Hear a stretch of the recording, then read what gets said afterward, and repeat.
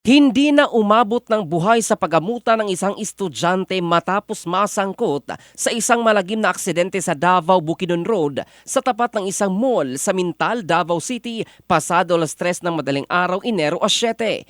Kinilala sa ulat ng pulis ang biktima na isang Lawrence John Barbanida Alqueres, 21 taong gulang, binata at residente ng Wellspring Village, Phase 2, Catalunan Pequeño, Davao City. Nagtamo siya ng matinding pinsala sa iba't ibang bahagi ng katawan matapos mawala ng kontrol sa kanyang motorsiklo at tumilapon patungo sa kabilang linya ng kalsada. Batay sa investigasyon, parehong nasa magkabilang direksyon ang dalawang sasakyan nang mangyari ang insidente. Mula sa Mintal proper ang biktima, samantalang nagmumula sa Catalunan Pequeño ang utility vehicle na minamaneho ng isang Gregorio Agupitak Doringo, 28 anyos.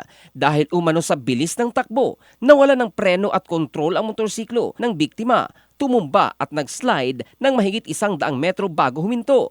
Sa lakas ng impact, nahulog at gumulong sa Alqueres papunta sa opposite lane kung saan paparating ang utility vehicle. Nasagasaan siya ng kanang harapang gulong ng sasakyan. Agad siyang dinala ng rescue team sa ospital, ngunit diniklara siyang dead on arrival. Nasa kustodiya na ngayon ng pulisya ang utility vehicle para sa karagdagang investigasyon. In the heart of changing lives, ito si Jofel Candado ng Brigada News Philippines, the Music and News Authority.